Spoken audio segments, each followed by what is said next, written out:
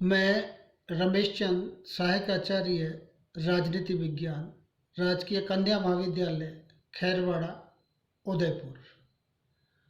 आज हम अध्ययन करेंगे शक्ति और शक्ति के अंतर्गत इसके प्रकार और इसकी सीमाओं के ऊपर अध्ययन करेंगे।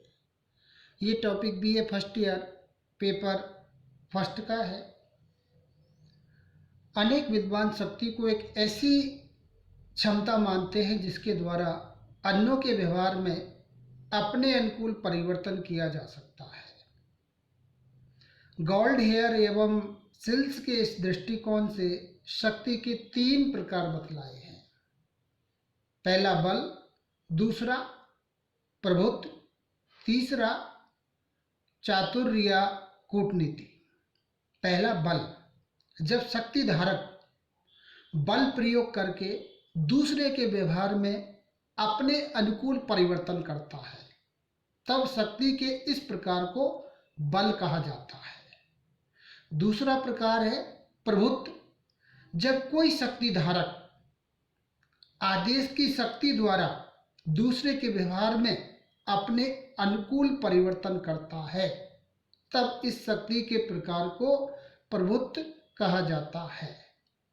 तीसरा है चातुर्य या कूटनीति, जब शक्ति धारक स्पष्ट रूप में अपनी इच्छा प्रकट नहीं करता है, अपितु युक्ति एवं छल द्वारा दूसरे के व्यवहार को अपने अनुकूल करता है, तो इस शक्ति को चातुर्य या कूटनीति कहा जाता है। औचित्य एवं अनुचित्य की दृष्टि से शक्ति के मैक्सवेल ने 3 प्रकार बतलाए हैं। पहला वैधानिक, दूसरा परंपरागत, तीसरा करिश्मावादी।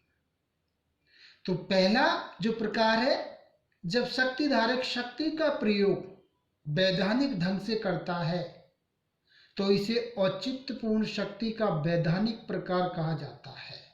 दूसरा परंपरागत, जब शक्ति धारक शक्ति का प्रयोग मान्य परंपरा के अनुसार करता है तो इसे औचित्यपूर्ण शक्ति का परंपरागत प्रकार कहा जाता है। तीसरा प्रकार करिश्मावादी, जब शक्ति धारक के व्यक्तित्व एवं गुणों में उसके अधीनस्थों का अटूट विश्वास एवं श्रद्धा होती है और शक्ति धारक इस स्थिति का लाभ उठाते हुए शक्ति का प्रयोग करता है, तो इसे करिश्मावादी शक्ति कहते हैं। अब हम शक्ति के प्रयोग के सीमाओं के ऊपर अध्ययन करेंगे।